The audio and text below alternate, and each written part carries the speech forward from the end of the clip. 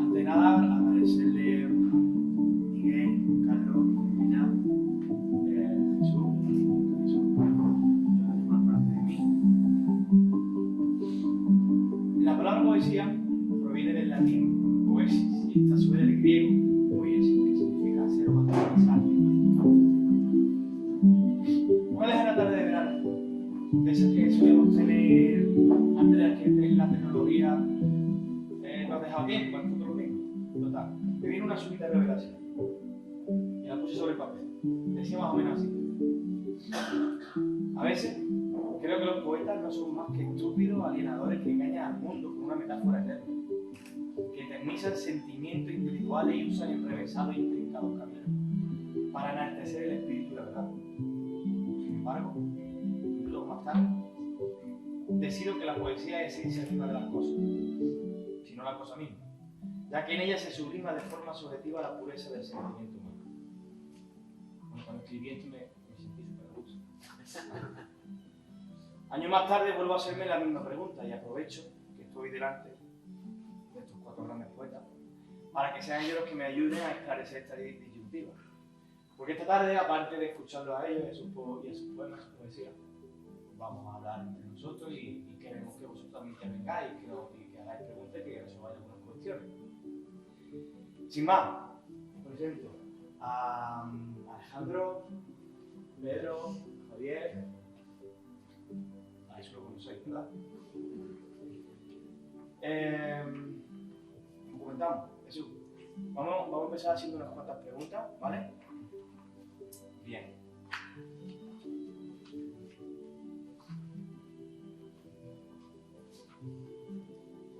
Primero, no sé si será fácil o difícil. ¿Por qué escribir poesía? Es difícil.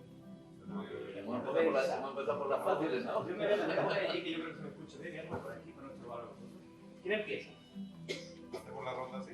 Venga. Como tú lo has presentado. ¿Se escucha bien por allí por el fondo? Sí. Bien. Bueno, antes de empezar, supongo que lo primero y que corresponde es daros las gracias de corazón.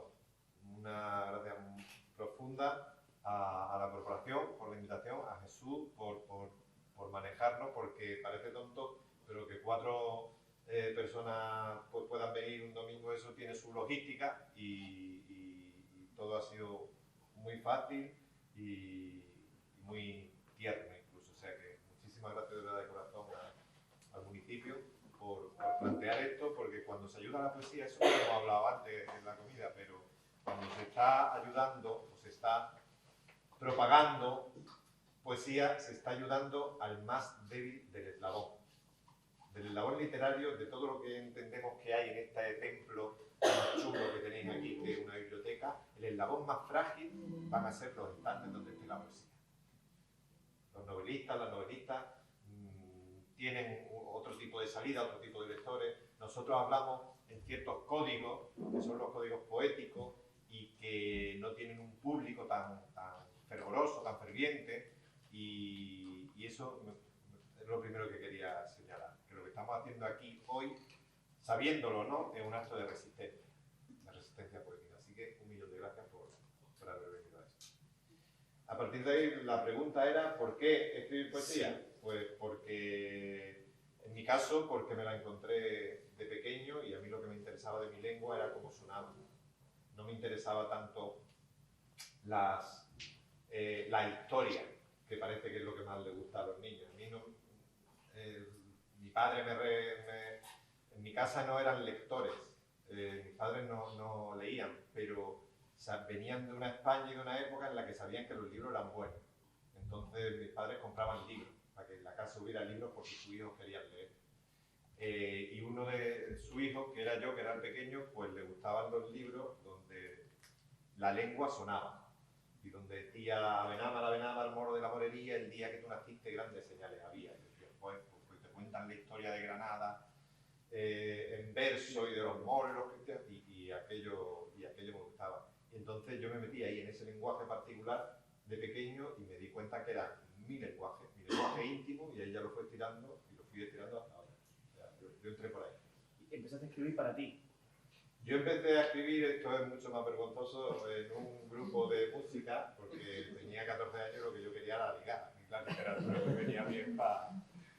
Entonces hacía unas canciones bastante malas, pero bueno, era yo el que las escribía en el grupo y empecé por ahí. Pero no, a mí me gustó la poesía desde pequeñito. Yo era un niño que le gustaba la poesía, que era una cosa que no era habitual. Y entonces de la lectura se pasa a la escritura porque es la gasolina natural. Claro, el paso previo, digamos. Pedro. Buenas tardes, yo también me uno a este agradecimiento de Alejandro y me uno llevándolo por otro lado, y es por el lado de que es maravilloso venir a compartir poesía y encontrarse la sala absolutamente llena, que no es algo frecuente. Normalmente, aunque nos unamos 4, seguimos teniendo la sala vacía, y el hecho de que este templo, como bien ha dicho Alejandro, esté absolutamente lleno, que nos hayáis acogido también con la merienda, que hayáis hecho el esfuerzo en una tarde de sábado, que no de domingo, en venir a acompañarnos. Pues mañana aquí otra vez. Tenemos doble sesión. sold out hoy. Entonces, bueno, que de verdad que muchísimas gracias por eso, porque no es lo normal y los poetas al final somos seres solitarios, y aquí a mí en concreto me ocurre una cosa muy bonita, y es que los 3 poetas de los que me he acompañado son 3 poetas que para mí solo existían en el anaquel de la biblioteca, que existían en la virtualidad de las redes. Yo a Alejandro lo conocí porque mi profesora de comentario de texto en el máster de profesorado nos trajo un poema suyo del libro Los labios celestes, y yo dije, uy, este hombre escribe bien. Y de repente un día la Estrella de Granada tomó corporeidad, ¿no? A Javier lo conocía por ser poeta, pero también lo conocía por ser editor, y de repente un día, el año pasado, vino a Málaga, hicimos una presentación juntos y tomó corporeidad. Y en último lugar, pues Jesús era un rostro en internet, éramos amigos en Instagram, nos leíamos un poquito, y de repente apareció también por un acto, por un recital en Málaga, y tomó corporeidad. Así que gracias por tomar corporeidad vosotros también, porque normalmente uno escribe muy solo y piensa que no tiene lectores, ni tiene oyentes, ni nada. ¿Por qué escribo yo? Pues en realidad escribir es la última de mis preocupaciones. Yo lo que sí que me dedico es en cuerpo y alma a la poesía, me dedico a enseñarla a la facultad, me dedico a editarla en una editorial, me dedico a editarla como filólogo, me dedico a traducirla, y ya cuando sobra algún hueco y cuando es una necesidad absolutamente imperante, entonces escribo. Yo en realidad escribo poco últimamente porque la vida es complicada y ajetreada, pero es lo que más me gusta. Entonces vivo en esa tensión permanente entre el querer crear y el no sentirme capaz de crear, o el no tener suficiente tiempo para crear. Así que sin duda hoy me voy a ir con una inyección de querer seguir creando si nos vais a seguir acogiendo así de bien. Yo me sumo también a los agradecimientos, pero además quiero darles la enhorabuena, se lo he dicho antes personalmente al alcalde y a la concejala de Cultura, por esta iniciativa, porque creo que es muy importante seguir apoyando, como decía Pepo, un género, digamos que minoritario. Entonces, que en cualquier población haya un equipo dispuesto a apoyar la iniciativa de Jesús, entonces creo que es muy, muy importante y muy necesario. Y yo empecé a escribir poesía por culpa de un profesor, o gracias a un profesor. Yo tuve muy buenos profesores, antes hablábamos de la enseñanza en la comida también, pero en especial uno que era un sacerdote que nos daba clases de lengua y literatura cuando yo era preadolescente, y me metió él el gusanillo de la lectura y también de la escritura, porque creo que el papel de los profesores es muy, muy importante para que los chavales lean y se acostumbren a leer. Y como 40 y tantos años después me lo encontré, estaba mi madre hospitalizada y dice, espera que va a venir el sacerdote del hospital que te conoce. Y era ese profesor, ya casi anciano, y le digo, hombre, se llamaba Javier también como yo. Y digo, ¿te acuerdas de mí? ¿Me conoces? Dice, claro, claro. Dice, y te he seguido, yo sabía que acabarías escribiendo. Y entonces me hizo mucha ilusión que como 40 años después me reencontrara con él. Y empecé a escribir de adolescente, también un poco por llevarle la contraria a mi padre, como hacemos todos. Mi padre era lector exclusivamente de novela negra. Y entonces dije, pues no voy a tirar por ahí, voy a buscar otra cosa. Y así empecé, aunque empecé a publicar mucho después, pero sí empecé a escribir poemas de adolescente que no valen absolutamente nada y que procuraré romper para que ninguna heredera mía tenga el valor de publicarlos como han hecho estos chicos con los poemas de Antonio Gala. Que luego llega un filólogo impertinente Y y te publica eso. cualquier mierda, con perdón, que has escrito con 14 años y te destroza el poco prestigio que puedas tener. Pues bueno, yo igual que han dicho mis compañeros, mis amigos, muchas gracias a todos por venir, gracias al Ayuntamiento por entregarse a este proyecto, que ya es la 3ª edición y que cada vez va cogiendo más cuerpo y se va haciendo más popular en los pueblos cercanos. Y aquí también. ¿Por qué escribo poesía? Estaba pensando y pienso que escribo poesía porque en cierta manera cuando escribo, ya no solo poesía, pero poesía en concreto, le encuentro sentido a mi vida, le doy un sentido a la vida, de pronto escucho el silencio interior que muchas veces ni lo escuchamos por el ruido o por la música que muchas veces es ruido. Entonces el escribir poesía saca de mí la parte sensible que a veces no se muestra por la cotidianidad de los días, por la rutina, por lo que sea. Entonces es un momento de soledad en el que realmente observo mi rostro y me gusta porque le doy importancia a lo que es más pequeño, que podría ser pues el corazón. Entonces, principalmente creo que escribo poesía por eso, porque es una manera de conocerme, es una manera de entender el mundo y es una manera también de ver belleza en el velatorio del mundo, ¿no? Porque muchas veces el mundo ahora con las guerras, con las peleas que hay también entre personas, entre amigos, creo que cuando uno escribe poesía ve una utopía en la realidad y eso le ayuda a caminar. Porque la poesía es como una utopía, quizás. Yo en ese sentido no sé, a mí me gusta lo que está pegado a la tierra. Quiero decir, el concepto romántico de la poesía es algo que te viene, es como San Pablo que está en un caballo. Claro, que es más extendido, es el que tenemos en nuestras cabezas, que nos dan en la escuela, que yo creo que es erróneo en parte, ¿no? Que es eso de el poeta como un ser iluminado, casi que eso que te decía, San Pablo en el caballo, te va al rayo y entonces ya, no. Yo creo que la poesía, como yo la trabajo, hay diferentes maneras, en realidad, y perdóname el paréntesis, la poesía es recepción, es como uno lo sienta. Si alguien siente poético una canción de Melendi, lo siente así. A mí, yo diría que no, porque tengo otras bases y me gusta otro tipo de uso de la palabra. Pero si alguien lo siente, al final la poesía está en el receptor, en quien lo percibe, claro. Tú eres el ser poético, ¿vale? Todos somos seres poéticos. Ahora luego nos estiramos más o nos estiramos menos. No leemos un poema nunca, no lo hemos escuchado, o nos dedicamos la vida a eso, como tú decías, ¿no? Y ese era el paréntesis que ya lo cerraba, pero no me acuerdo de... La utopía, es la utopía, eso. Que a mí me gusta la poesía, entenderla como reflexión. A nosotros nos han dicho siempre que tú estás enamorado, puedes escribir un poema de amor. Yo lo veo eso complicado. Tú estás doliente de luto y puedes escribir un poema sobre la muerte. Lo veo complicado. Es cuando te pasa el amor y cuando el luto empieza a descender, cuando tú tienes la perspectiva para mirarte cómo eso te ha afectado por dentro. Y entonces sí puedes generar un texto emocional, sentimental, poético, que refiera eso, ese duelo o esa alegría o ese amor. Pero normalmente si nos ponemos a escribir un poema de amor estando enamorados, lo que te va a salir es Manolita te quiero, Manolita te quiero, Manolita te quiero. Y eso no es un gran poema. Eso, yo el amor no lo veo por esa, la poesía no la veo por esa parte tan romántica, Idealizada. tan idealizada, sino por la materialidad, por una experiencia de vida y la reflexión sobre esa experiencia de vida. Todo reflexivo. Yo lo veo por ahí. Sí, creo. Misma pregunta, sí.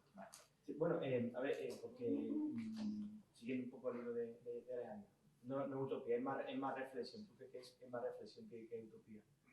Sí que para mí tiene una parte de utopía. Como bien sabéis, utopía tiene dos etimologías. Por un lado, la de buen lugar. En ese sentido, no me parece que la poesía sea un lugar ideal, o creo que no puede serlo ya a las alturas a las que estamos.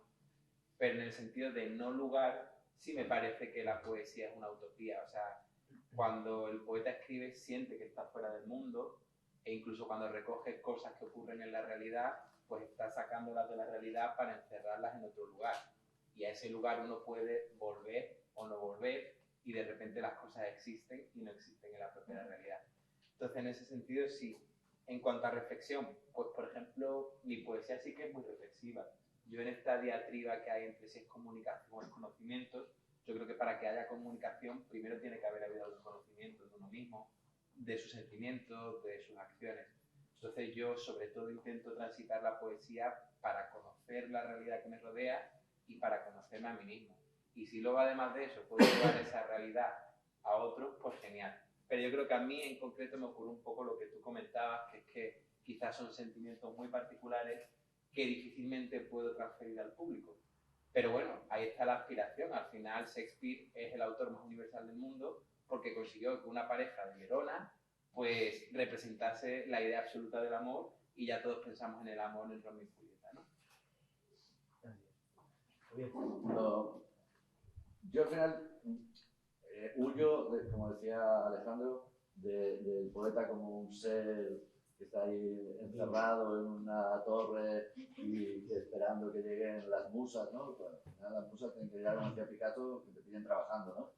Y entonces yo al final creo que somos gente casi normal, no del todo, que escribe sobre sus propios sentimientos, sobre cosas que le rodean, y que la poesía lo único que hace es transformarlas a través del lenguaje, un lenguaje mucho más comedido, mucho más constreñido, que puede ser una novela o un relato o otro tipo de otros géneros, ¿no? Pero al final no somos más que ciudadanos que en un momento dado opinan y hacen lo que hace cualquiera. Lo que pasa es que lo vemos de distintas formas, ¿no? O tratamos de enfocarlo a través de otro tipo de lenguaje. Y la utopía, bueno, la utopía viene cuando la consigues si el lector o la lectora se siente reflejada en ese poema, ¿no? Al final puedes partir de algo muy personal esperando que ese sentimiento se haga universal, ¿no? O que llegue a 1, a 2 o a 2000 lectores. Yo creo que por ahí, pero que al final no hay que sacarlo de la realidad, no somos gente extraña, no tenemos 6 dedos ni nada parecido, somos gente que le da por escribir eso y ya está, y nada más, ¿no? O sea, gente muy corriente hasta cierto punto, tenemos nuestras manías y eso, pero bueno, no más que un sastre, no sé. Pero yo creo que todavía tenemos en general en nuestra cabeza ese ser poeta, ese ser atormentado que vive continuamente apartado de la sociedad y que necesita estar atormentado para, a partir de esa tristeza, de esa hondura, poder plasmarlo en... Claro, porque la tristeza tiene mucho prestigio en la poesía, ¿no? Pero no, quiero decir que también se puede escribir desde la felicidad. Lo que pasa es que cuando uno es feliz, lo que tienes que hacer es disfrutarlo, y a lo mejor tienes menos tiempo para escribirlo. Es un poco lo que decía Pepo, ¿no? Si estás enamorado, pues disfrútalo. Cuando dejes de estarlo, pues entonces a lo mejor lo puedes escribir. Y por eso tiene prestigio la tristeza y la pena. Pero al final, lo que es que hay 3 temas que se usan y no hay más, ¿no? Al final hablamos de la vida, la muerte, el amor y el desamor, y ya está, no hay otra. O el amor, que puede ser desamor. Pero son los temas eternos de la literatura y también de la poesía. Pero es que son los temas que nos ocupan en nuestro día a día, ¿no? O sea, La vida. La vida es así, ¿no? ¿Qué pensamos? Pues tener trabajo, casa y ya está, y morirnos lo más tarde posible. Y si puede ser en el camino, pues que alguien se enamore de nosotros. No hay más. Así es. Jesús, ¿tú crees que está de moda la poesía? Bueno, eso estábamos un poco hablando antes en la comida, porque hay de moda un tipo de poesía, pero no sabemos si eso requiere y se puede usar el término de poesía para referirse a eso, ¿no? Hoy en día, con el tema de las redes sociales, hay muchos poetas que están en el escaparate, que son bastante conocidos, que los comparten mucha gente, que están vendiendo muchos libros en diversas editoriales. Entonces, pues, claro, eso digamos que es un tipo de poesía más comercial, que es lo que se está vendiendo y lo que está consumiendo gran parte del público. Entonces, sin embargo, yo al moverme, cada vez que me muevo más en este ambiente, no en ese comercial, sino en estas quedadas, en estos encuentros, me doy cuenta de que hay mucha gente que escribe y a lo mejor no lo comunica. El otro día estuvimos en Málaga, un grupo de amigos, poetas, charlando, y hay un chico, por ejemplo, que lo he dicho antes, que creo que está estudiando Derecho, o no recuerdo exactamente, pero es una carrera que en principio no tiene ninguna relación con la literatura, y sin embargo escribe. En Málaga conozco a varios poetas que están estudiando en la carrera de Derecho, que ya la han terminado, y sin embargo escriben. Entonces hay mucha gente que escribe en la soledad, y a lo mejor, como digo, no lo comparte, y eso son como pequeños granos de arena que una vez que empiezas a moverte y a conocer a personas, te das cuenta, no, que hay mucha gente que escribe. Hay mucha gente que escribe. Y poesía, por ejemplo, yo creo que es un género que no sé si el término correcto es usar de que está de moda, pero sí que se está moviendo. Cada vez más personas, no sé si porque ahora vivimos en una sociedad donde se habla más del estado emocional, se habla más de la salud mental. Creo que es un género que cada vez se está cultivando más y la gente está llegando a la poesía para escucharse más a sí mismos y tener ese encuentro sensible del que hablaba antes. Consigo mismo, te refieres. ¿Alguien de público escribe poesía? Seguro que sí, pero ninguno va a levantar la mano. ¿Nadie se atreve a confesarlo? Pero yo tengo 4 o 5, que yo no soy poeta. Pero escribe Bueno. muy bien. Si escribes poesía, eres Escribe poeta. muy bien. ¿Por qué? Y te vamos a trasladar, Ahora te vamos a si no te preguntar a ti. molesta, la pregunta original, ¿por qué empezaste? O sea, ¿por qué buscas esa...? Es que a mí me ha pasado una cosa que ha dicho Jesús y me ha llamado mucho la atención.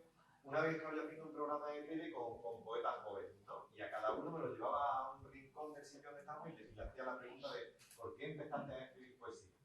Y Porque yo leo mucho y las leía y me gustaba, y mi hermana escribía y me gustaba lo que yo escribía. Y me soltó la poesía a mí también. muy bien. Porque yo no soy poeta. Bueno, Sí, eres, no eres conocida, pero sí eres poeta. claro. Además, muy buena. La verdad. Lo que escribe cosas sobre todo muy bonitas. ¿Y qué temas así A mí me gusta mucho la cosa antigua, entonces, del tiempo pasado. Ajá. Pero de tu vida, como no, de la reflexión para atrás. De mi sentimiento, Ajá. como esa que yo tengo, la de aquella feria, donde empiezo desde que era chica hasta que soy adolescente, mi sentimiento. Que cuando leo Pues la vida, lo que hacemos todos. La vida. la vida. Y no sé, ¿de qué más tengo? Es que yo no escribo. Sí escribe. Sí, verdad. Que se escribe. Está por ver si lo hacemos nosotros, ¿eh? Que Eso es. Y nos han presentado como poetas, pero a lo mejor. Váyate a saber. Bueno, Alejandro, ¿te importaría Ah, sí. empezar? Sí. ¿Qué hacemos? ¿Un poemilla? Sí, ¿Leemos? sí, por favor, ¿cómo? ¿Sí? sí, vale. 2 si son cortos. No, pues entonces yo voy a leer uno que es largo.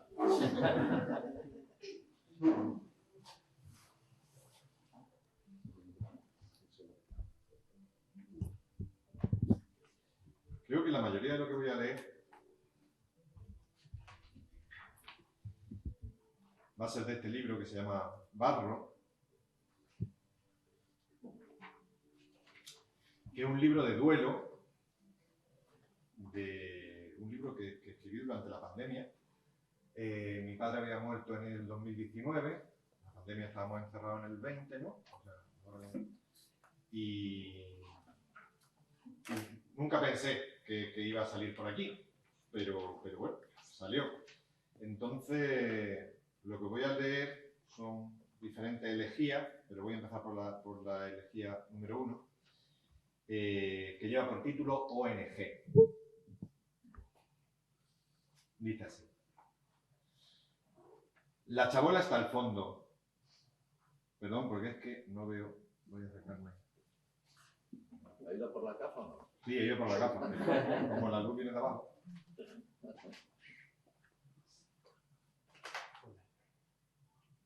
Joder. No, porque ahí me pega de abajo. ¿Puede ser? Ahí. Sí, magnífico. Y así, lo voy a hacer. Y este es el poeta. Bueno. También tenemos presbicia. Sí. Es que hacer las letrillas muy chinas de los libros. Bueno, no voy ni a explicar nada, ¿vale? Lo leo luego de otros días explicarlo. Elegía número 1. La chabola está al fondo, no varía con el paso de los años. Puerta de chapa, uralita y ladrillos descarnados. El niño, sin embargo, primer plano, sigue creciendo en cada nueva foto y sigue con la sonrisa medio hacer, como si la infancia, gallinita ciega, no le hubiera alcanzado todavía. Va creciendo este niño palmo a palmo, sin que nadie consiga arrebatarle esa tristeza andina de los ojos, siempre idéntico, siempre distinto el niño en la dureza mineral de unos pies, entregados al barro. Y luego está la niña, amparada en Ceilán o Bangladesh, y el grupo de arquitectos admirables que brotan agua y levantan pozos en la penuria negra de Burkina, y la rica Cruz Roja que no es nada si lo mides con aquel misionero congoniano y solitario que ha montado una escuela en mitad del corazón azul de las tinieblas. Y los enfermos de riñón de España, y la eterna malaria de Guinea, y la guerra, siempre la guerra, allá donde se viera. A todos hace tiempo que escribí una carta sencilla, desflorada, para anunciar, papá, que ya no eras, que un cáncer había cesado para siempre tu larga filiación con la piedad humana. Y todos uno a uno comprendieron, porque trabajan a un palmo de la muerte. Y todos uno a uno dejaron de mandar correspondencia. Todos, papá, menos el niño, que testarudo crece curso a curso, fotografía tras fotografía, sin resignarse a entender, igual que yo, que tú ya no lo miras.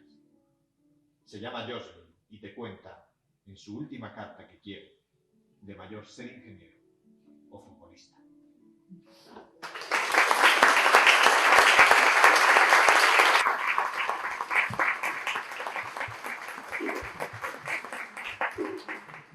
Bueno, Alejandro Pedregosa, de Granada. Es poeta que ocasionalmente escribe novelas. Escribió Filología Hispánica y Teoría de la Literatura. En 2018 recibió el Premio Andalucía de la Crítica por su libro de relatos. Posteriormente traducido al portugués. Entre sus poemarios destacan Los labios celestes, con el que obtuvo el premio Así Predica, Pequeña biografía de la luz y Barro. Con su primer libro de poesía infantil, Álbum de Familia, ganó el premio Ciudad de Orihuela. En 2004, un jurado presidido por Josefina Greco le otorgó el premio Novela Corta de José Saramago por Paisaje Quebrado. Cuenta con novelas como Hotel Mediterráneo, de 2015, Siempre es Verano, 2022, y su último libro, La Cuidadora de Palabras, de Carandraca Ediciones, de 2023, donde realiza un recorrido a través de la vida y obra de la pionera María Moliner, la cual realizó una labor titánica, escribir un diccionario del uso del español. Tal ha sido el éxito de esta última obra que La Cuidadora de Palabras ha sido elegido como uno de los 70 títulos favoritos de los libreros en la Feria del Libro de Madrid. Muchas gracias.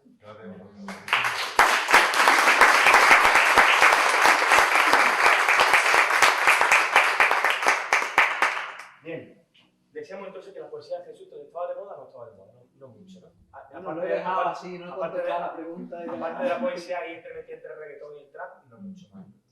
¿Cómo? Que aparte de la poesía que está entremetida entre el reggaetón y el trap, poco más. Poco más. Vale. Bien, lo comento porque viene al libro, que en este momento en el que es tan fácil leer, supuestamente, ¿por qué tan poca cultura? Joder. Pedro, estaba para ti. Siguiente pregunta. No, Estaba para ti. yo esa la tengo clara. Pues por una razón muy simple, y es porque hoy por hoy podemos hacer muchísimas más cosas.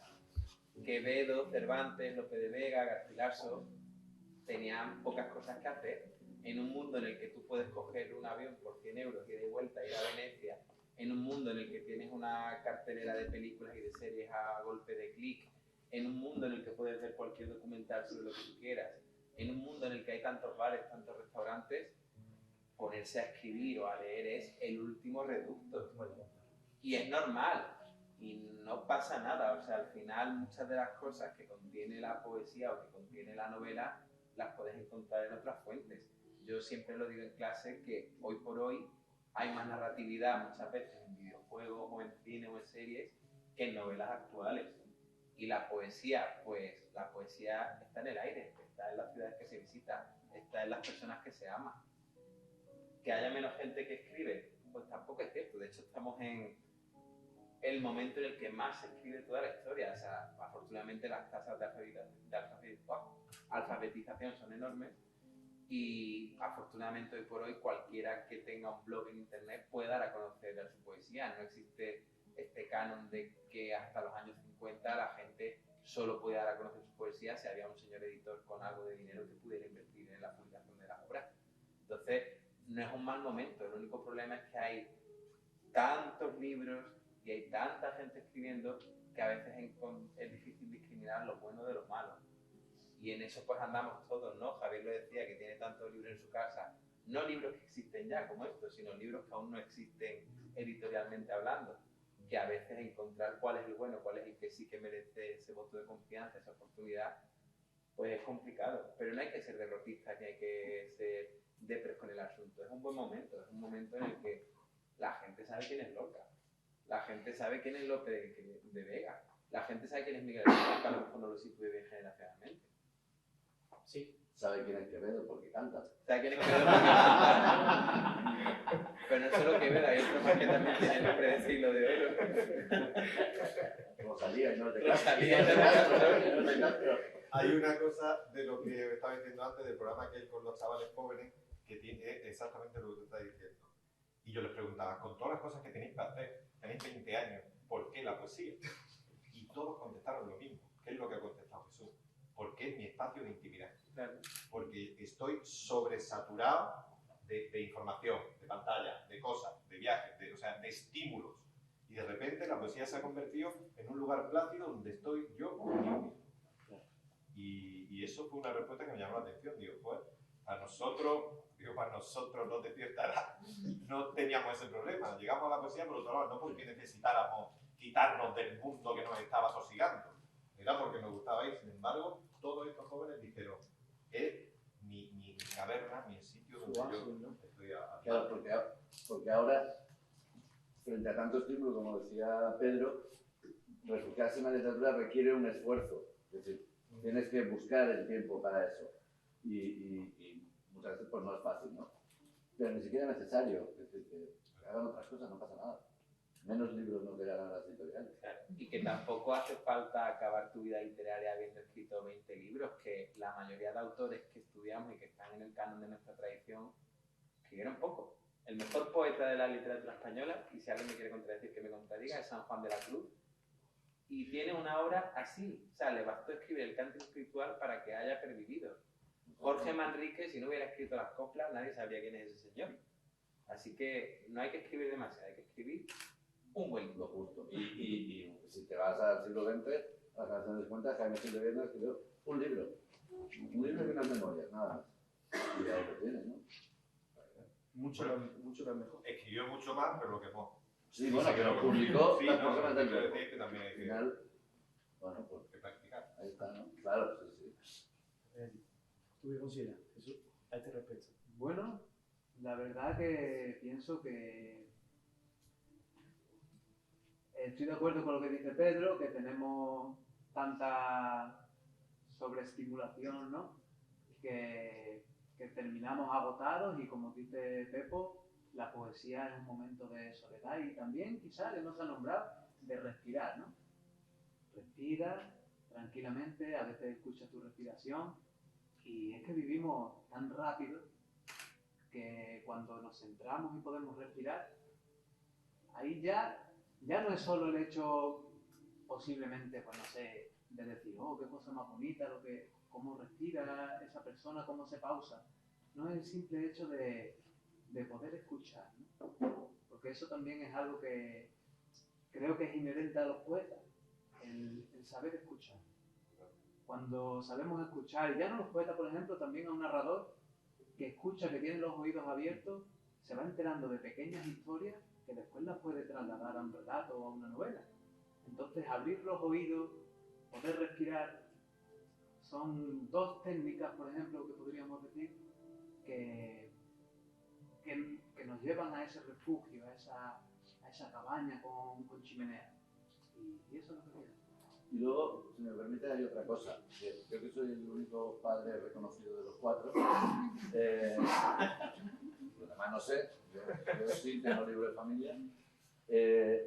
¿Cuántos de vosotros y vosotras no les habéis leído cuentos a vuestros hijos para irse a la cama, o un sábado por la tarde, o un domingo?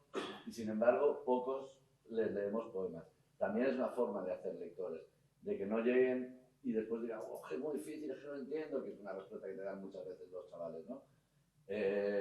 Yo siempre lo digo, oye, leedles poemas por la noche.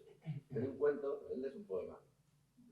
Claro, no puedes empezar por Shakespeare a lo mejor, pero puedes leer poemas de Gloria Fuertes, puedes leer fábulas de Samaniego. Hay muchos poemas que les van a parecer cercanos, que les van a resultar fáciles, poemas con mucha rima para que esa música les vaya entrando. Y eso es algo que no se hace en general, ¿no? Yo creo que eso es un paso importante también. ¿Puedo hacer una práctica con el alcalde? ¿Puedo? ¿Usted es el alcalde? No te importa, no es... No. Cierra los ojos, porfa. Venga, cierro. Venga, ya tenemos los ojos cerrados. Piensa en un delfín. ¿Cómo es tu delfín? Cuéntanos, ¿cómo es el que estás viendo? Pues gris, Gris. con la panza blanca. Me lo he puesto con la panza blanca y está dando salto ahora mismo. Genial, está dando salto. Guay, además se sube y baja, ¿no? Sí. Guay. Añádele 19 más, porfa, que sean 20 delfines. Vale. ¿Cómo los ves? Ahora. Pues siguen pegando saltos todos uno tras otro. Ya hay una armonía, ¿no? Uno entra, otro sale. Sí. Genial. Ahora te voy a pedir que esos 20 delfines que tienes en la cabeza, porfa, estén tristes. ¿Cómo son 20 delfines tristes en tu cabeza? Pues los veo muy parados. Están casi que se lo llevan las olas. Ya no saltan. Ya no saltan. ¿Y van por debajo o...? Están que apenas saltan, están por debajo. Los veo solamente las aletas. Y ahora ya para acabar, que esos 20 delfines se vuelvan y estén enamorados. ¿Cómo son 20 delfines enamorados? Pues se están dando mimos uno a otro.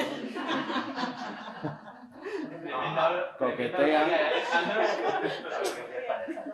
¿Y están ahí, van por pareja o van todos juntos o cómo lo ves? Yo creo que se mezclan unos con otros. Vale, ya está. ¿Habías visto antes de hoy alguna vez 20 delfines enamorados? Pues yo creo que no. Pues esa es la poesía. La poesía...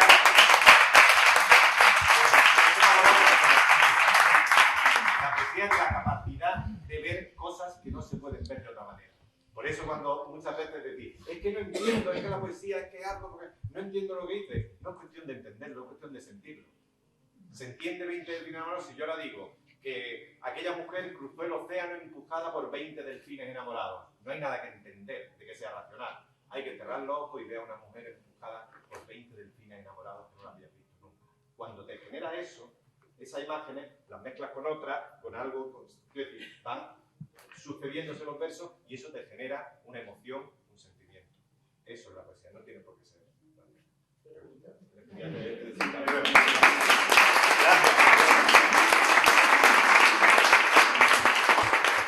El alcalde no se habría dejado hacer. Hombre, yo venía convenciéndole desde ayer. Ah, lo tenéis preparado. No. Pero...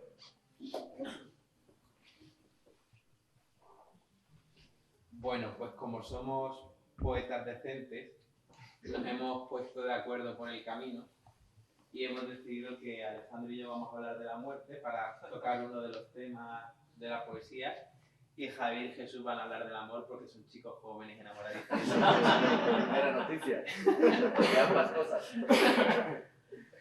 Entonces, nada, yo voy a optar igual que Alejandro por no explicar nada, simplemente deciros que este poema es uno de los primeros de mi primer libro publicado, Matriz, y lleva una cita de Joan Margarit, que hemos hablado de él hoy en la comida, que dice: ahora le ofrezco este libro que es también suyo, pero que nunca me voy a recitar. Y aquí un poco pues esa cosa de que yo escribí este poema, este poemario, para conocer, y sin embargo no pude comunicarlo a la persona a la que va dirigido.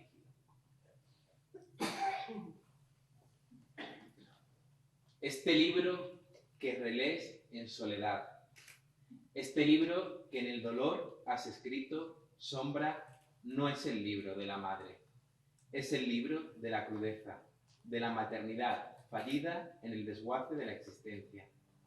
Este libro es un ángel desangelado y sus versos son la hiedra que por las paredes trepa de tu corazón. Este libro es el ajuar de tu orfandad, es la casa vacía derribada a puñetazos, es el estilete, el estoque, un sablazo que obstruye la herida. Este libro es un fósil de tu otra historia, un depredador que sin descanso te persigue, un purgatorio infinito que te flagela a cada trazo. Este libro es la ruina, el escombro de lo que fuiste, una póliza de muerte, un ruego callado. Es la perseverancia de un rezo y el eco de un canto. Este libro es un nudo sobre tus dedos, una película desvencijada, un intento inútil de remedio. Es una costura contratemporal, un zurcir de un viaje que, en el principio, desteje, palabra por palabra, su final. Este libro es la matriz de lo que pasó, de lo que pasa, de lo que está pasando. La matriz de lo que pasará.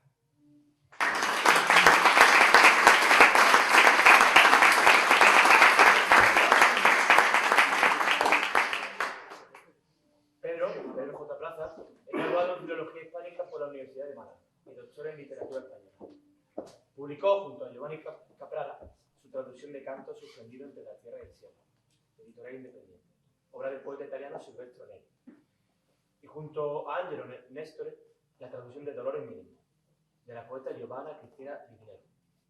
Se encargó de la antología Desde el sur te lo digo, de Antonio Gala, y de la edición junto a José Lara Garrido y Belén Molina Huete, de En sí perdura.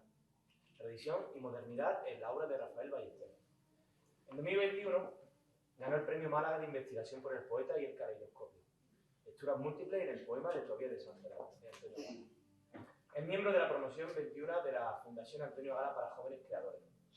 Desde 2020 es director de la editorial El Toro Celeste y desde 2021 editor, junto a Silvestro Neri y Lorenzo Citadini, de los Cuaderni Mediterráneos. Matriz. Octavo premio Valparaíso de Poesía, es su ópera prima de creación.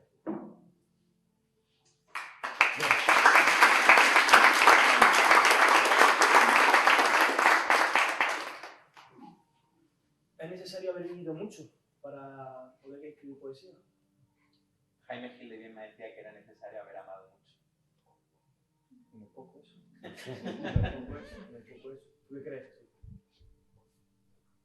A ver, yo ahí sí que estoy de acuerdo también con lo que dijo Pepo al principio, Alejandro, de lo de la reflexión, ¿no? De que se escribe poesía desde un aspecto reflexivo. Y lo que quiero decir es que, obviamente, que cuando uno vive cosas, pues es como el que prueba distintas comidas, ¿no? Puede hablar después con otra persona y decirle, pues he probado este plato, he sentido este aroma, y eso ya no solo que lo vive, sino que lo puede trasladar al papel y crear mensajes interesantes. Entonces, pienso que el poeta ha de vivir, también usar la imaginación, porque la imaginación tal vez sea esa sal que le echa por encima y le da otro aspecto, y deja de ser, en cierto modo, tal vez insípido, ¿no?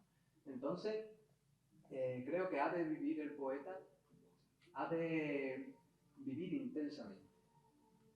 Yo ahí, por ejemplo, ahora me estoy acordando de Hemingway, que no sé si escribía poesía o no, ustedes lo sabréis, pero como novelista y las entrevistas que he visto suyas y tal, era un hombre echado para adelante, un hombre ante la intemperie, ¿no? Y se metía en donde hiciera falta por tal de sacar historia.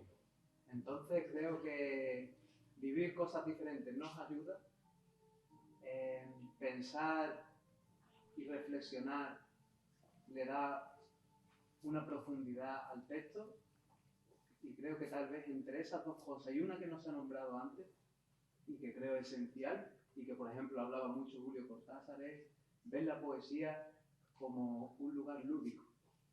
Creo que sí, porque la poesía al final, escribas con rima, no escribas con rima, es un juego, y creo que eso, por ejemplo, si tuviéramos chavales delante o personas, ¿no?, al pueblo, creo que es algo que hay que dejarle y que se den cuenta, ¿no?, de que la poesía al final lo que hacemos es jugar, sí, son por las palabras, pero es que las palabras también cobran vida, y como dijo Pepo, cada una tiene su sonoridad, ¿no? Entonces, estás creando un mensaje, un juego. Yo a veces lo relaciono como con jugar al Tetris, ¿no? De hecho, tengo algún verso donde digo eso. Y entonces, pues creo que ha de vivir el poeta, ha de imaginar, y también, sobre todo, que lo goce escribiendo. Y esto lo decía también Charles Bukowski, ¿no? Decía algo así como que si estás escribiendo, si quieres escribir y no lo vives intensamente, mejor deja de escribir. Sin embargo, sí que ha habido autores, me viene a la cabeza, lo que no recuerdo el nombre de una autora británica, Charlotte Bronte puede ser, que no había vivido prácticamente, no había salido del páramo, no sé si era ella, si me equivoco. Sin embargo, tiene muchísimas novelas en las que ella no ha vivido nada de eso. Es decir, que muchas veces a lo mejor no es necesario... Si la necesidad de vida, la pulsión de la necesidad de vida, aunque no la tenga, y de experiencia, es tan fuerte, con ciertas dosis de imaginación, se llega. Lo importante creo que es lo que estabas diciendo tú, que haya verdad. Sea poesía, sea narrativa. Quien escribe tiene que partir desde su verdad, desde cierta verdad. ¿Sabes? Que sea potente. Porque si no, y esa ausencia de vida, bueno, pienso en Borges, por ejemplo. ¿Por qué Borges, que era un señor que se movió relativamente poco, que era bastante casero y que no, tiene poca vida? Ahora le diríamos a Borges que tiene poca calle. Y Borges realmente tuvo poca calle. Te acercas a sus textos, que están en el top de la literatura en español, y lo que te encuentras son argamasas literarias, jaulas doradas literarias muy bien urdidas. Pero son jaulas. La cuestión es si tienen canalla. ¿Me explico? Y si cantan. Y eso es lo que yo creo que es más importante de la literatura, que tenga canalla y que cante. Más que la jaula la puedes hacer y es una maravilla tecnológica literaria, si lo quieres llamar. Hay grandes rudimentos literarios que dicen, joder, qué bien está trazado esto, qué tal, qué cuento. ¿Hay vida detrás? No sé. Eso a mí me interesa más que haya vida. Sí, eso es complicado. Como lector. Sí. A ver, ¿qué crees tú? ¿Qué creo yo? Muchas cosas. Estaba pensando en otra cosa. Se puede escribir habiendo vivido mucho, pero también, como decía Alejandro, sin hacerlo. A veces la imaginación puede suplir esa vivencia, ¿no? Y hay autores que lo han hecho con mucho talento y con mucha verosimilitud, y otros que no. En el caso de la poesía, yo creo que sí, que mejor si has vivido para poderlo plasmar, ¿no? Pero también hay poetas muy aburridos que no han salido de su casa, ¿no? Y los lees y son grandes poetas. Pero en general, la poesía que a mí me interesa se le nota la audimbre por debajo, ¿no? Se le nota la vivencia en general. Pero al final creo que no hay un canon para esto, ¿no? Que cada uno escribe desde un sitio, desde un lugar. Lo importante es eso, que haya verosimilitud detrás, que haya verdad, que el sentimiento sea real, y puedes ser el tío más aburrido del mundo y no haber salido nunca de tu pequeño pueblo de Inglaterra y escribir cumbres borrachosas, ¿no? Por ejemplo. Pues si quieres, a ver. Que estaba pensando en eso. Yo estaba pensando en Hemingway. Yo estaba pensando en Hemingway. ¿Puedo decir lo que si no reviento? Sí, por favor. Que es que hay una cosa muy extraña de Hemingway, y es que se desnudaba y ponía los huevos encima de la mesa para escribir. Y era una cosa muy extraña porque decía que le hacía estar en contacto con la realidad, ¿no? Por eso de que decía de vivir. Nosotros no hacemos esas cosas. Todavía. Todavía. Si la hacemos no pensamos que... ¿Tú la has probado alguna vez, Javier? No, la verdad que no. La verdad que no. Nunca es tarde y la triste viene. No soy tan alto, no soy tan alto. No soy tan alto. Pues yo siento, después leeré algún poema de amor, como decía Pedro, pero este poema yo sí lo voy a explicar un poco. Hace poco celebramos tristemente un año más el Día contra la Violencia contra la Mujer y este libro va de eso. Son 22 protagonistas, todas mujeres reales en distintas circunstancias. Unas han sufrido maltrato, otras han estado postergadas por ser lesbianas, en fin, hay muchas casuísticas. Pero el libro se abre con un homenaje a Ana Orantes, que supongo que muchos habréis oído hablar de ella. Fue una mujer de un pueblo del cinturón de Granada a la que su marido atropelló y después quemó, después de haber dado una entrevista en televisión. Y tristemente tiene el triste mérito de ser la primera mujer a partir de la cual se empezaron a contabilizar los asesinatos. Yo empecé a escribir este libro y muchos amigos de mí me mandaban noticias para que yo escribiera sobre eso, y de ahí fue surgiendo un poco la idea. Pero el primero me gustaría que fuera este. Se llama Ana. 20 años después me recuerdan en las televisiones. Hablan de valentía, de símbolos, de flores. Yo quise únicamente tener una familia, ver crecer a mis hijos, soñando que él volvía a casa del trabajo y a pesar del cansancio podía sonreír. Cenábamos los dos tranquilamente y me mostraba amable, feliz y complaciente. Al principio le echaba la culpa a la bebida, a los malos amigos, a mí misma tal vez, en más de una ocasión. Y los hijos crecieron, tanto como el dolor. Ya no buscaba excusas, donde jamás hubo motivos. Adiviné el poder de la televisión y mi denuncia fue un éxito de audiencia, grande como su furia. Si la entrevista dura un poco más, mi muerte hubiera sido en prime time y en directo.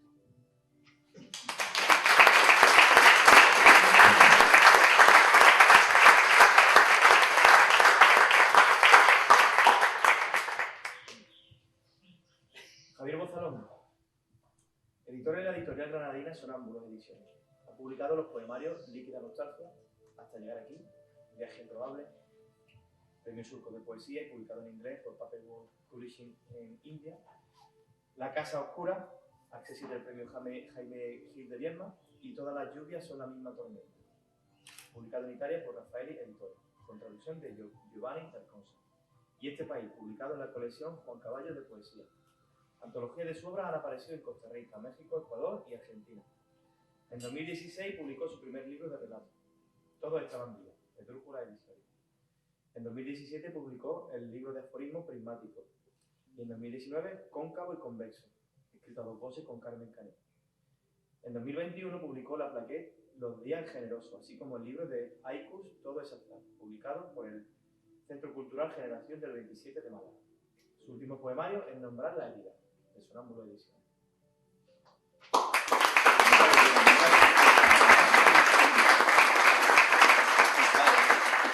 Como soy el mayor, he publicado más que eso. Bien. ¿Escribir para conocer o para conocerse? ¿Quién es capaz de contestar? Para las dos cosas, supongo.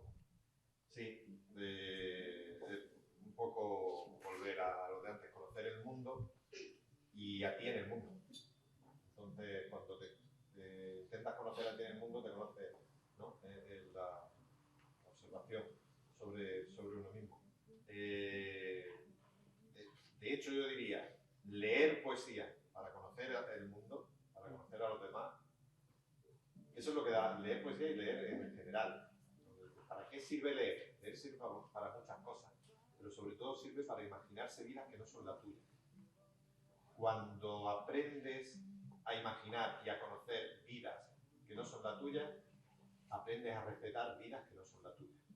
Y por eso ese prurito que tiene la lectura de bondad, que en parte es real, ¿no? Claro que también ha habido grandes criminales y miserables que eran grandes lectores y les gustaba la música y incluso escritores, pero lo que hace la literatura básicamente es eso. Genera un conocimiento vía empática, vía la vida de los otros que están leyendo. Y eso te hace, primero, te da conocimiento, conoces mundos que tú no has tenido por qué ir, puedes conocer la China del siglo XIII en una novela y ver que eran seres humanos que funcionaban exactamente igual que tú. Te da conocimiento y por otro lado te da sensibilidad y te da respeto. Entonces yo creo que lo que sí te da conocimiento propio es escribir. Yo doy muchos cursos de escritura a gente que quiere aprender novelas, escribir novelas o escribir libros de poemas y al final la sensación que a mí se me quede, que yo siempre digo, es lo interesante de esto es que empiezas a aprender cómo funciona tu máquina de juntar palabras y eso es conocerse a uno mismo.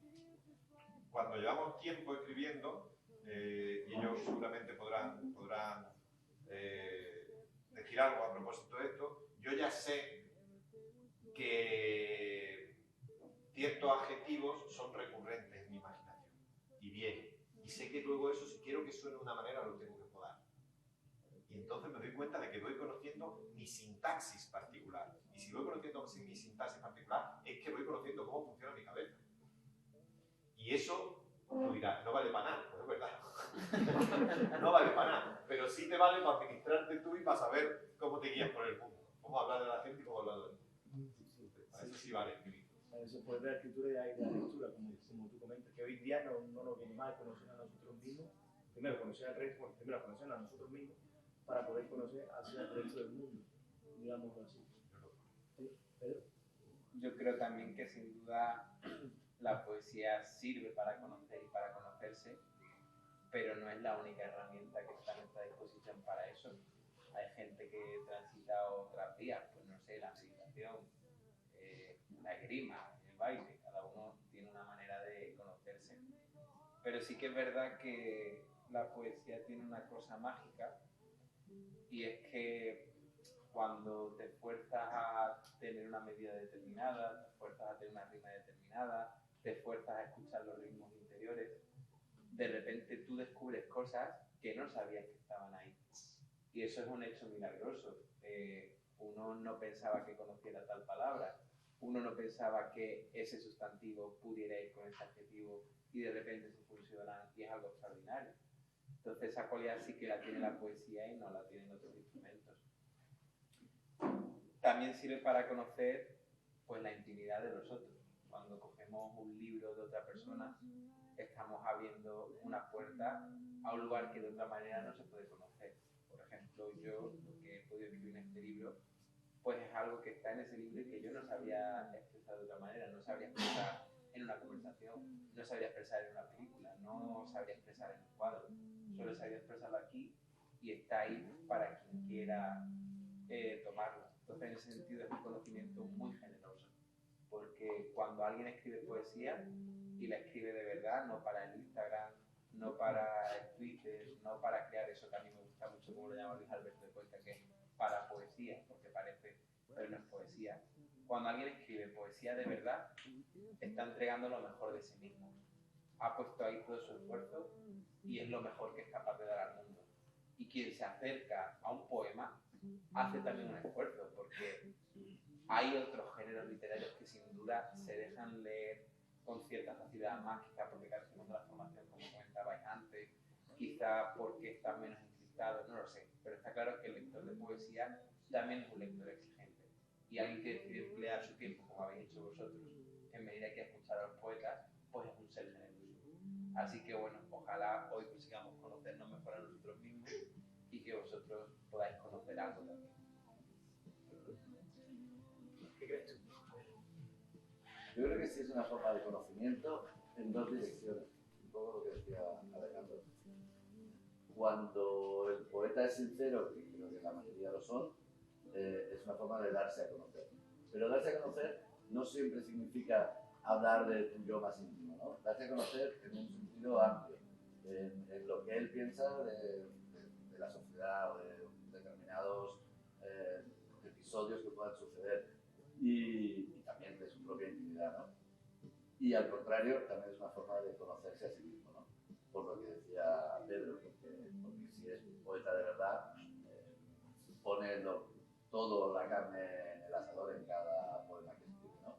Se pueden escribir poemas circunstanciales también, para una fiesta o para un cumpleaños. Bueno, pero cuando decides a armar un libro y a tener la intención de que eso se llegue a publicar, ¿no? Y bueno, pues otros recurren a otro tipo de terapias. Yo prefiero leer poesía que pagar un psicólogo. Ese era iba así. Y me sirve. Me Me sirve leerla y me sirve escribirla también, ¿no? Al final un ser como un psicólogo, un psicoanalista, ¿no? Sí, hombre, no. La comparación es un poco... Cobramos menos. Cobramos menos. Es más barato un libro de poesía que una sesión de terapia. Pero pagamos más, tú sumas los libros que compras a lo largo del año. Efectivamente, al final pagamos más, sí. Pero me va a parecer un poco una broma lo que he dicho, pero sí es cierto, ¿no? A mí particularmente me sirve mucho, ¿no? O sea, yo tengo muchos libros de poesía que además la poesía tiene una ventaja, que no se lee y se olvida, ¿no? O sea, tú lees una novela y te gusta más o menos y a lo mejor no la vuelves a leer. Pero sin embargo, yo hago así en la estantería y digo, mira, pues aquí está Jaime Tullibert, aquí está Borges, aquí está, no sé, Pacheco. Y lo leo y abro y leo 2 poemas y me olvido. Y otro día cojo otro libro y voy, en el momento que lo he comprado, que me lo han mandado, lo leo, pero luego lo voy picoteando, ¿no?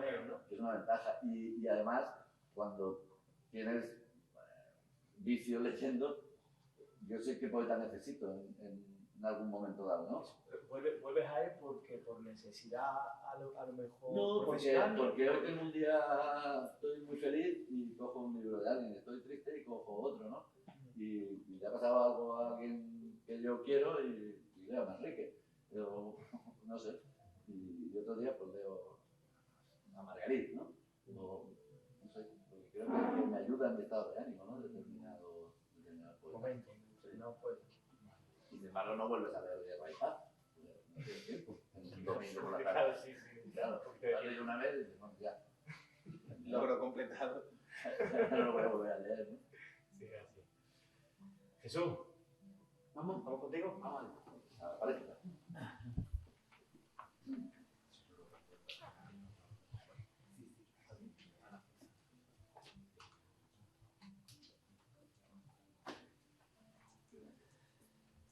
Buenas. Bueno, gracias a todos por venir de nuevo. Yo los poemas que voy a recitar están fuera del libro, son poemas relativamente nuevos y inéditos, seguro. Y hay algunos poemas que pertenecen a un libro un poco más desde la seriedad, un poco más desde el desgarro quizá o desde la soledad. Entonces este podríamos decir que es uno de ellos. Se titula Abridme una ventana y dice así: abridme una ventana, os lo suplico, abridme las puertas del sol, la biblioteca, el aire rosado del cielo nocturno, transformad mis celdas en la Venus de Nilo, borrad estos colores negros, estos barrotes, por favor, arrojar al mar el ácido, el dolor de mi espalda, la pena, y atadlo a un cometa grande y lejano que surque galaxia más allá de lo visible, encended antorchas en la nieve, rogadle al bosque, a la palabra, al lenguaje del agua, oh religión del alma mía, y abridme las puertas del sol, el mar, abridme las ventanas de la luna, carruaje plateado cuya luz domina el espacio, arco del triunfo lunar, copa de incienso de los lobos, abridme los canales, cerrad Pandora, abrid todo, abridme. Gracias.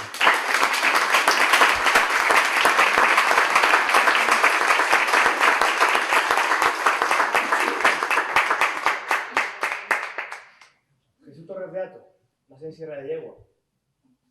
Es técnico superior en producción audiovisual, radio y espectáculos. Actualmente cursa el grado de Lengua y Literatura por la Universidad Nacional de Educación a Distancia. Ganador del primer premio de narrativa breve en el concurso de Marbella Crea. Ha vencido en las 3 modalidades que se presentan: narrativa breve, poesía y microrelato, además de 2 segundos premios. Ha colaborado como poeta en la antología Segundo Encuentro Internacional de Poesía de Cabra y en el poemario Paraíso del Lobo de la Asociación Española de Innovación Social. Fue finalista del concurso de poesía hispano de la web Letra y Poesía. En 2019 publica su primer y único poemario hasta la fecha, El abecedario de la golondrina, por la editorial Ex Libris. En 2020 obtuvo el primer premio en el certamen Relatos Cortos de Villa de Sierra de Yegua, con su cuento El sueño de la criada. Ha publicado su relato Zeta y el Rato en la revista digital de Cultura de la Universidad de Málaga. Actualmente es alumno del taller de relatos cortos online impartido por el escritor y dramaturgo Miguel Ángel González.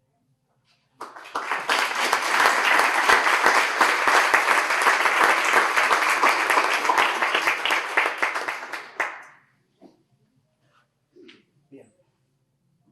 Pocas preguntitas, vamos ya, ¿vale? ¿Por qué creéis que el público debería leer poesía? ¿Por qué creéis que deberíamos todos leer poesía? ¿Por qué motivo? Porque ves 20 de cine enamorado. Porque te hace bien, porque te abre la cabeza, porque es lúdico, como tú decías, y porque es sanador o no, o porque te remueve y te saca cosas que tenías ocultas y no querías sacar, por cualquiera de las cosas que toquen a lo humano, si apetece, la verdad. Pero no, hay que forzar, no. Desde luego eso desde el punto de vista lúdico y que quiera porque en ese momento quiera acercarse a la poesía, pero la poesía es arte, y en tanto que arte es un bien de vida. Y pasar por esta vida y no utilizar los bienes que tienes a tus manos, porque están a tu mano, pues así que es una tonta. Si lo tienes a mano, disfrútalo. Claro, como decía Pedro, la poesía es incómoda. La poesía no es un thriller en el que tú pasas de página a página sin darte cuenta. La poesía es incómoda, pero es que el amor es incómodo también.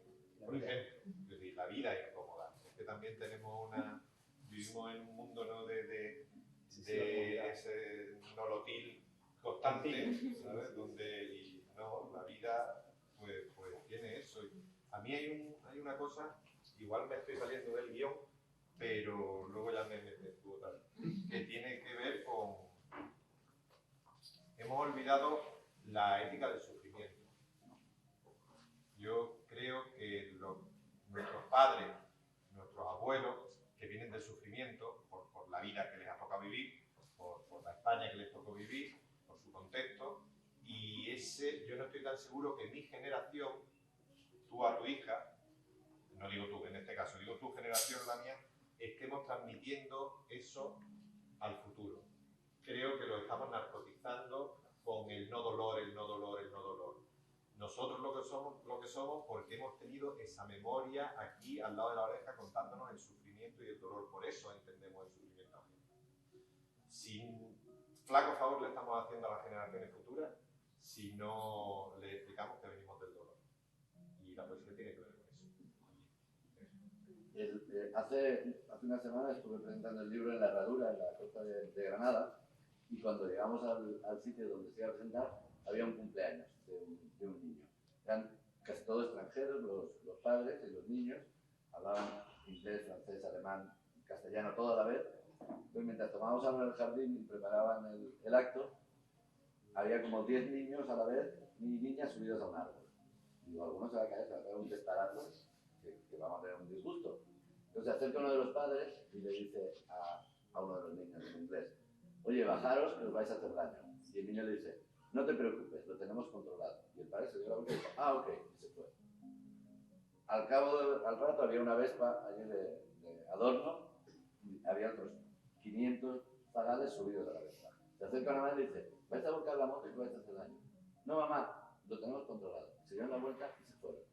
Empezó la lectura en el interior del bar y los niños pasaban por delante, entraban, salían con un perro, tal. Estaba empezando a incomodar, ¿no?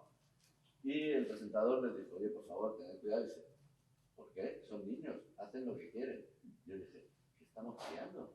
O sea, porque claro, no les puedes llevar la contraria, no les puedes hacer nada, no les puedes decir. Y tú decías, ¿no? Sufrimiento cero. Pero claro, que esos niños del día de mañana se acerquen a la poesía, me va a costar creerlo. Porque claro, todo lo que requiera esfuerzo o un mínimo de contrariedad o un mínimo de dolor, pobrecitos, ¿no? La poesía requiere esfuerzo. No va a ser así, y Estamos la hablando. poesía precisamente requiere eso. Claro, exactamente. Esfuerzo, concentración, que el autor te lleve la contraria muchas veces, que digas, joder, pues no estoy de acuerdo, entonces, bueno. Claro, es decir, porque hoy, de hecho, la literatura que se utiliza más, los bestsellers, ¿no? son pues, libros un poco más, que quedan más en la superficie, que no ahondan tanto, que no necesitan tanto del lector para llegar, simplemente son escenas continuas que te van llevando hasta el final, que es donde tú quieres llegar. No necesita tanto análisis por parte del A lector. veces se nos olvida que las palabras, o sea, son muy sabias, ¿no? Cuando algo es superficial es porque está en la superficie, como tú dices, y se mueve por la superficie. Claro. Y una superficie desliza. Si nosotros nos tiramos por aquí, hacemos patinaje y deslizamos por esa superficie. Es mucho más fácil deslizar que meterse para adentro. Las cosas que tienen hondura, la poesía tiene hondura y es más compleja que algo superficial. Pero es así. Tienes que poner ese esfuerzo, pero luego es lo que hablábamos. Yo creo que humanamente te recompensa. Acabas siendo un ser humano que, total, que estamos todos días aquí, pues con cierto anclaje a tu propia vida. Claro, pero como dice Javier, cuando esos niños, dentro de 20 años, cuando esos niños sean adultos, sean capaces de leer poesía. Bueno, espero que casi todos menos el que se caiga del árbol. Por ahí van a leer poesía. Dicen que sí, Hombre, muy bien. Muy segura porque está aquí. Así me gusta. Seguro. Vamos a hacer una rondilla. A otra ronda. Venga, O hacemos una ronda de dos para ver más y... lo que tú Yo qué sé, quieras. ya. Dale. Ahora lo que podéis hacer es guardar los aplausos para el final. Así vamos más ligeros. Y así tenéis más ganas y nos aplaudís a todos a la vez. Que lleváis ya una hora ahí sentados. Por eso nos aplaudís a todos a la vez al final y es mejor.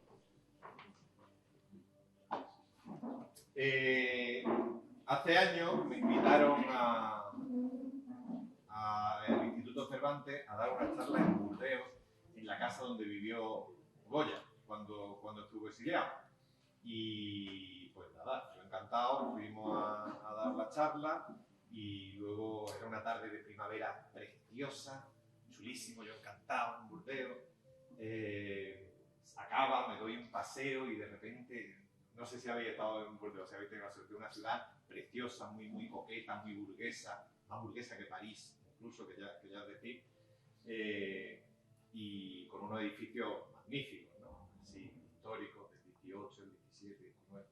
Y en un momento que voy dando el paseo, yo en mi ensoñación poética, de eso que joder, unas chavalas guapísimas se asoma a una ventana, así en el primero, y yo digo, sí, esto es lo mejor que o sea, era como, todo era bellísimo, ¿no? Las chavalas guapas, la ciudad bonita, todo era. Yo iba con esa emoción, ¿no? Entonces, me guiaba la profesora aquella, me contó, yo, joder, esto es realmente chulo, es que los franceses son gente elegante, es que soy educados ya. Y me contó que históricamente Burdeos era la ciudad de los esclavistas. El puerto de Burdeos y todo lo que yo veía tenía que ver con el auge de la ciudad, que fue vendiéndose el oro.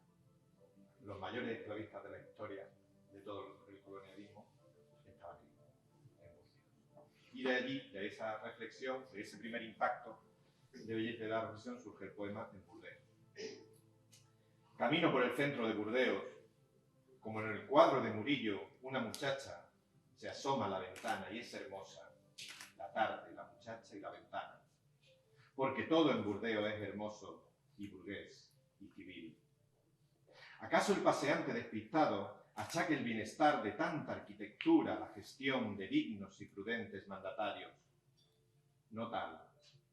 Este edificio pulcro, esta ventana y todas las ventanas de Burdeos, con hermosas muchachas volcadas en su alféizar, son producto del látigo y la muerte, del puerto y los más duros comerciantes de esclavos de la historia, que fueron, si no reyes, reputados burgueses de su tiempo y señores de orden y de ley. Se prueba aquí la trampa de Platón cuando invita a creer que la belleza es trasunto del bien, de la armonía y la justicia. Platón, ingenuo, bobo griego, los mártires del mundo te saludan en todas las ventanas de Burdeos.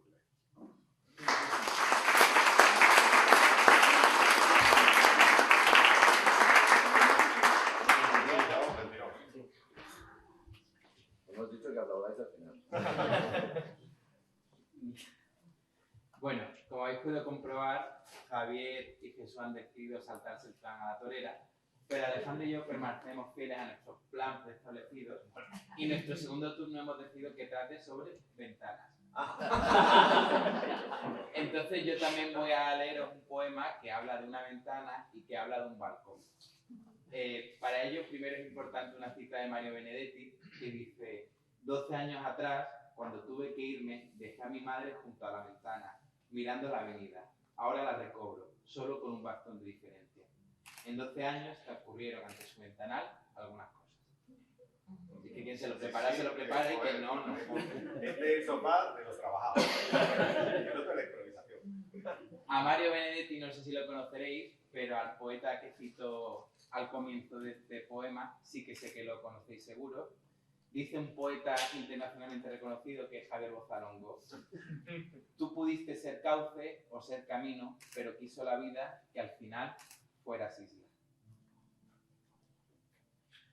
Fue tan extraño respirar y pisar, después de tantos meses en anestesiada melancolía, aquella casa que nos hizo, gramo a gramo, espíritus en ruinas. Fue tan extraño arrojarme a solas contra el fantasma de mi viejo cuarto vacío, sin lecho lumbar, sin pósteres heroicos, sin poeta cansado, sin libros legendarios. Fue tan extraño sentarme a esa mesa de retratos y de legajos que casi nunca usábamos, atragantándome mi escaso orgullo y vivo de vergüenza.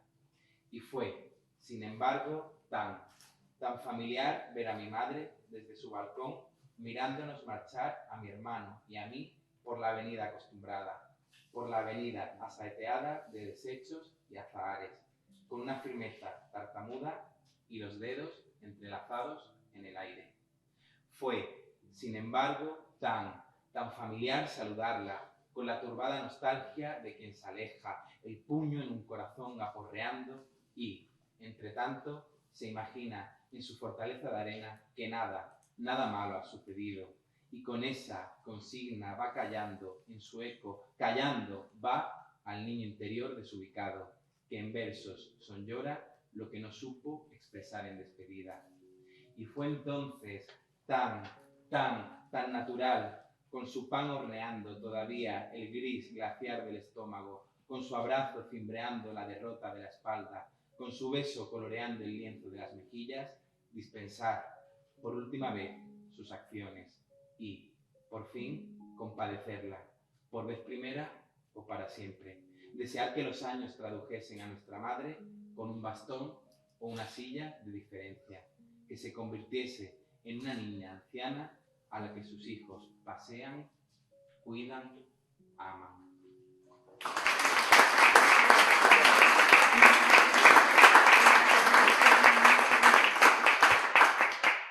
El poema que ha citado Pedro está en ese libro, Nombrar la herida, y es un poema dedicado a mi madre. Antes decíamos que desde dónde escribimos, ¿no? Yo creo que se puede escribir desde cualquier cosa. A mí cualquier cosa me puede llevar a tener una primera idea del poema, ¿no? Y aquí también hay una ventana. Yo trabajo algunos días por semana en Motril, en la costa de Granada, y siempre pienso que va pasando los veranos y siempre se ve lo mismo desde la ventana. Siempre ves lo mismo, ¿no? Los mismos barcos, la misma gente. Y se lo comenté a una amiga que también vive en la costa y me regaló el último verso de este poema. Y a partir de ahí compuse el poema, ¿no? Nada cambia.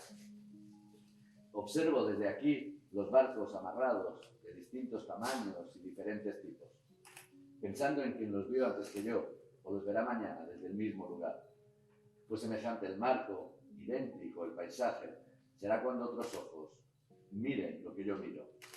Turistas que se creen navegantes, obreros de la mar multiplicados, bajo el sol repetido de todos los otoños. Nada distinto a nada conocido, excepto si te fijas en un solo detalle. Lo que cambia es el viento. Y otro poemita corto que también incide en eso. Yo soy negado para cualquier tipo de tecnología y nunca consigo poner en hora el reloj de mi coche. Ni cuando cambia la hora, ni cuando atrasa, ni nada, soy un desastre.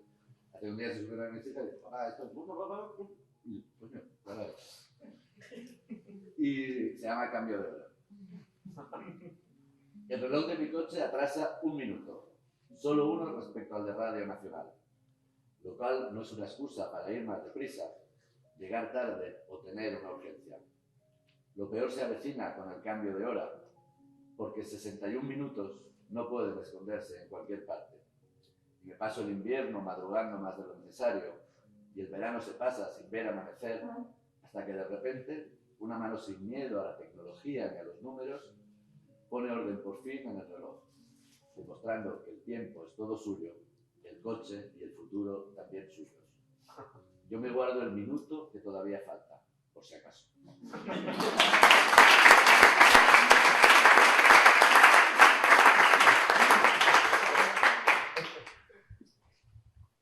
Qué bueno. Vamos.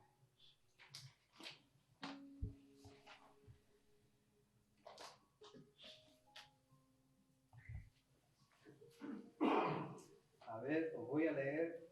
Venga, vamos con esto. Es una prosa poética, ¿vale? Y bueno, de hecho empecé a escribirla aquí en la biblioteca, o al menos a desarrollarla. Y se titula En las mariposas. Y dice: un mecánico atractivo de Brasil me toma de la mano y me lleva a bailar breakdance por los suburbios de Río. Oigo su corazón latir despacio en mi pecho como una partida de ajedrez en un claro del bosque. Mi sangre, cables eléctricos de las venas, chispea rayos de sol que mojan la cara de una virgen morena.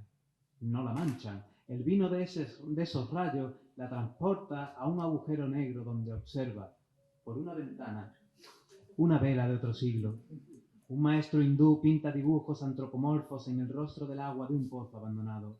La brisa fresca que mece las olas, suavemente, palpa rastrojos secos con sus dedos y sopla enérgica hasta encender, ya de noche, el interruptor de la luna. En las mariposas, más allá de las montañas, un niño del 92 respira. Gracias.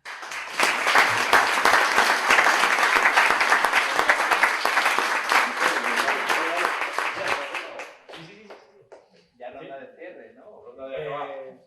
¿Cómo es lío? Acabamos ya, ¿no? Sí, después de la merita, si quieren que sigamos recitando, pues ya lo hablamos.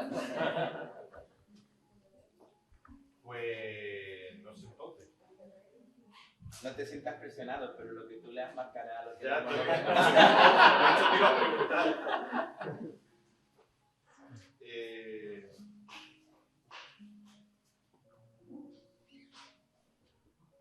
Venga. Estaba por dar una alegría hacer una de amor, pero no, voy a hacer otro de muerte. Total, y luego nos va a apartar.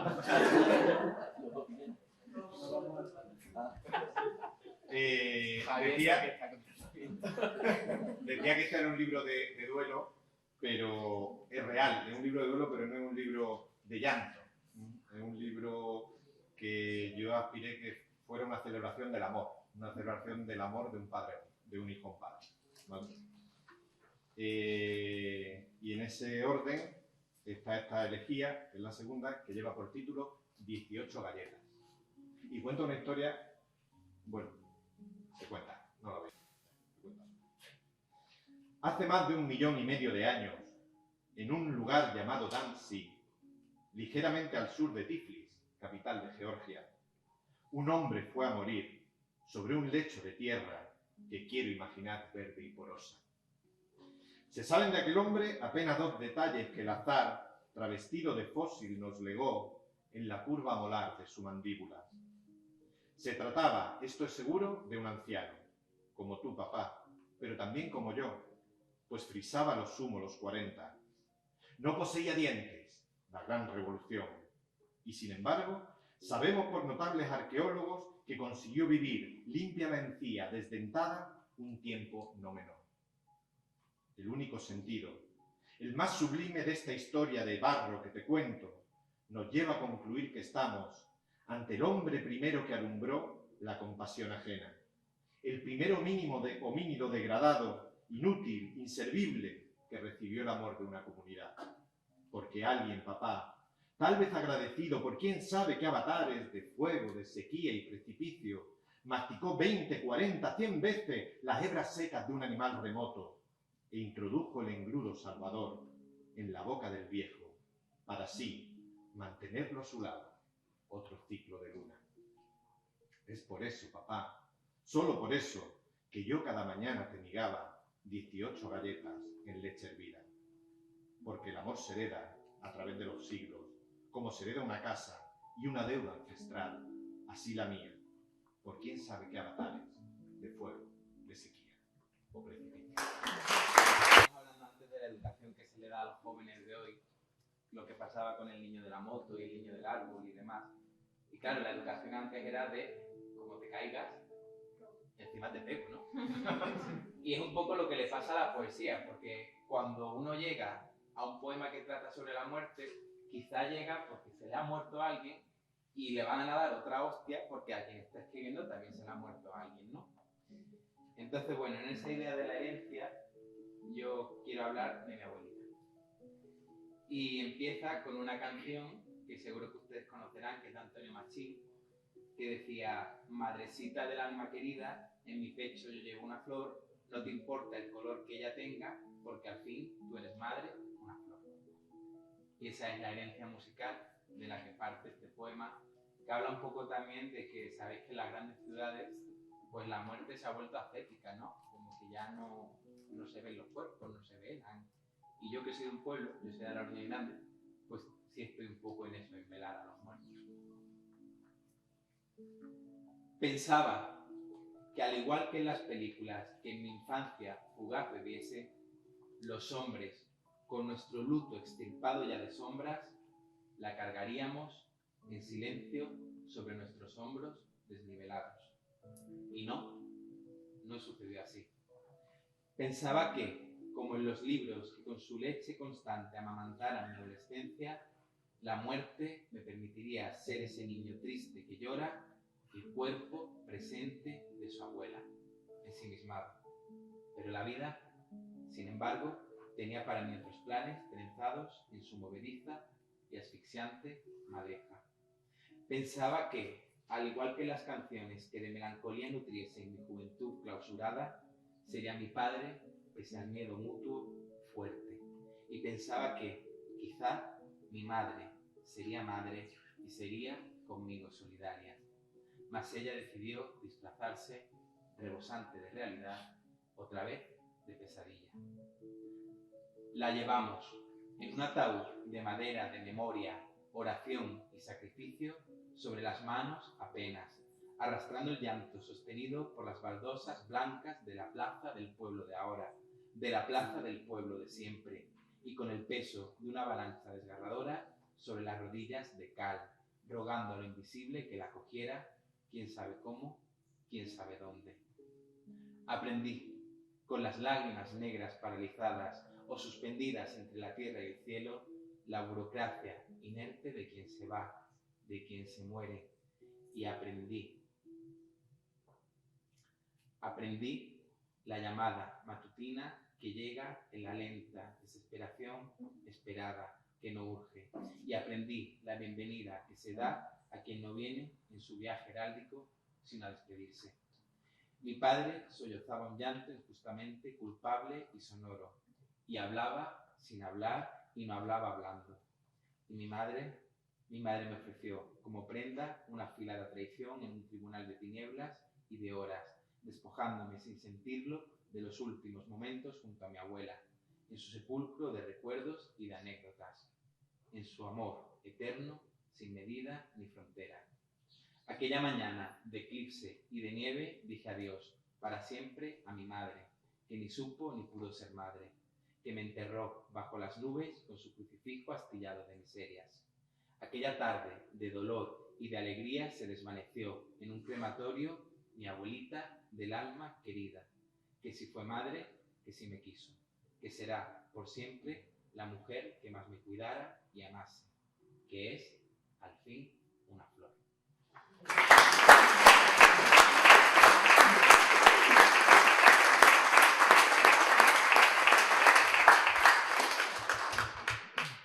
Pues yo voy a terminar con un poema de amor donde también hay una ventana.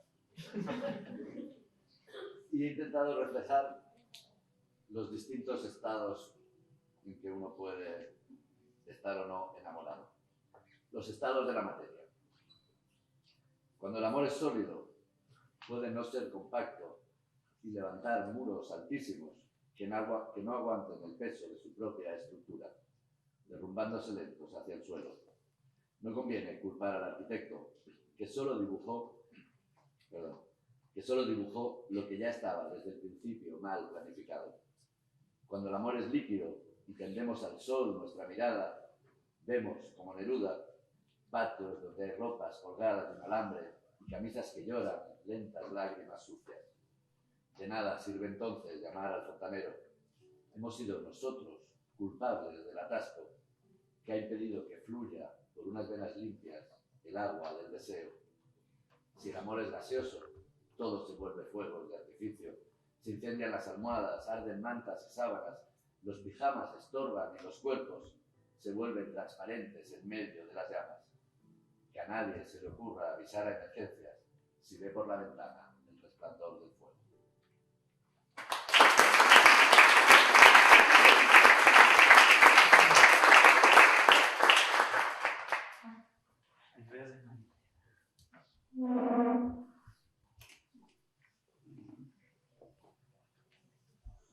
Bueno, parece que voy a leer la última poesía.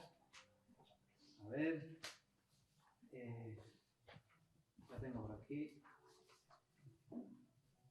Vale. Hubo una etapa hace no mucho en la que fui más sensible espiritualmente, en la que tenía curiosidad hacia el misticismo y en la que me pregunté ciertas cosas. También en esa etapa, incluso ahora, era consciente, y también sigo siéndolo, de mi sentir cuando era más niño, que no es general, pero sí en algún momento se dio, ¿vale? Entonces, el poema se titula Vuelta a casa y dice: fui a veces un puñado de monedas de oro calcinadas, un pozo azul, el ojo izquierdo de la luna. Luna, isla, horizonte mío, bombilla de Dios, señálame el camino de vuelta a casa, al hogar olvidado de mi espíritu. Y todas las noches, antes de acostarme, me acercaré a tu labio gris y te pediré la palabra, pétalo infinito, sol que lame las heridas de las cigüeñas viejas, a la puerta de la tierra enamorada.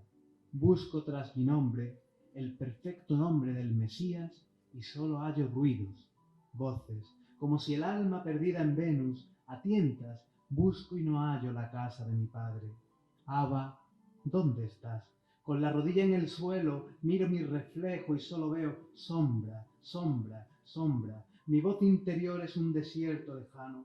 Vuelve a casa, oh poeta, recuerda que eres la vida dentro de un cuerpo, aroma de la galaxia, vela que limpia la ceguera de mis ojos. Quiero abrazar contigo al leproso. Quiero escuchar contigo de los árboles las raíces. Gracias.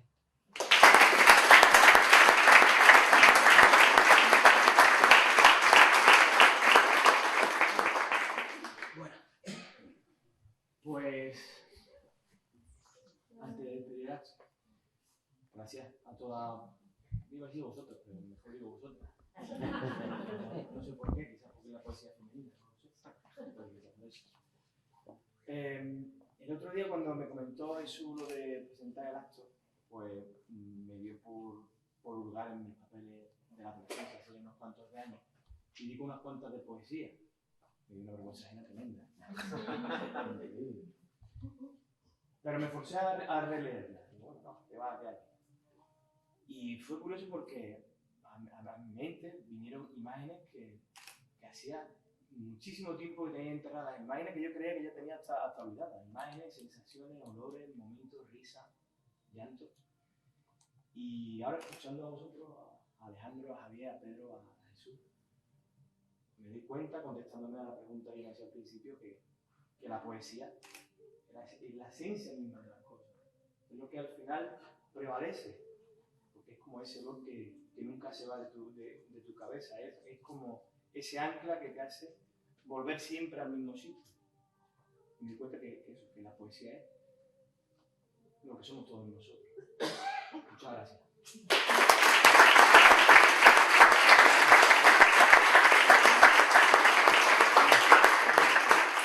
Yo quisiera pedir, antes de irnos, un aplauso para el presentador.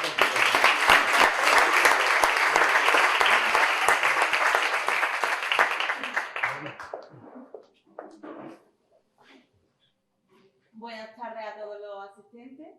Como concejala de Cultura del Ayuntamiento de Sierra de Yegua, me siento muy agradecida de formar parte de este día, en el que estamos celebrando el tercer recital poético Villa de Sierra de Yegua. Agradecer la implicación de Jesús Torrebeato, poeta local, quien ha sido el promotor de invitar a estos tres poetas que nos han acompañado hoy, los cuales gozan de una trayectoria literaria muy reconocida y que estamos muy orgullosos de haber podido contar con su presencia. Hacer mención con la colaboración de Manuel Ruiz Correro, muchas gracias Manuel, para presentar y dinamizar este evento. Y por último, a Lourdes, por facilitar el uso de las instalaciones, así como su entrega diaria para todo el funcionamiento de la biblioteca. Sin ti nada sería posible.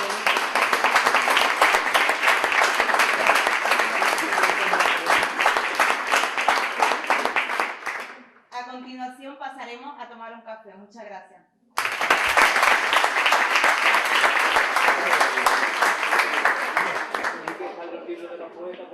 Perdón.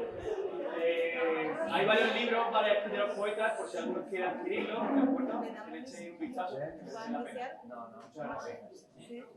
Muchas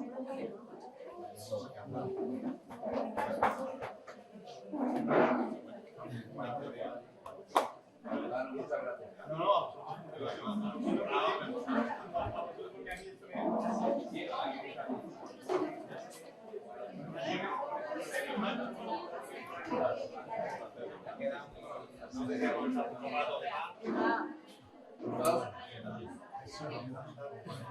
Fue necesario.